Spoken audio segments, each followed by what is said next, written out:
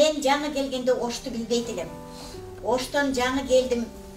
Баягы 41-жылкы согушта кинодон көргөндөй эле эки тарап ушу көчө менен киргенде эле эки тарап үңрөйүп түтөгөн, кара баскан эме болчу 19-июнь күнү.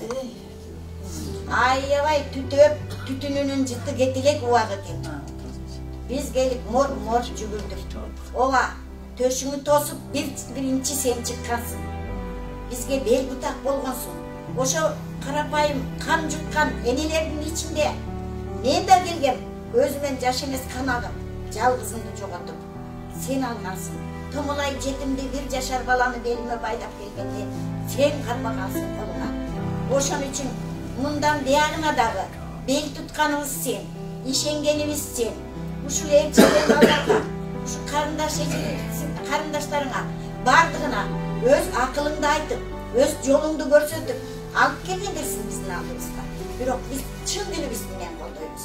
Себеби сенден тарбия талим алган балдарың артыңда элчиген балдар эч убакта сенден кем болбойт болуш керек.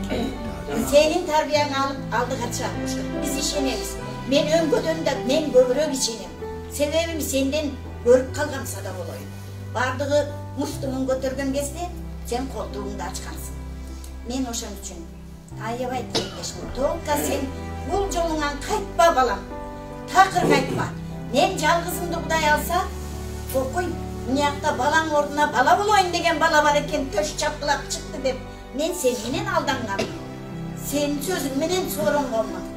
Ошон үчүн ушул жолуңан кайтпаса да болоюн. Эми үчүнчүсүндө кокуй, биздики аз болуп калды, биздики мындай болуп калды деп тайып, ушул жолуңду жаап кайта турган болсоң артыңа, анда биз өзүбүз барып отуруп баш сайып беребиз. Сада болоюн. Аттанган жолуң ачык болсун. Пайгамбарларым өзү колдосун. Кудайдан улуу эчтеке жок. Кудай өзү жаратты.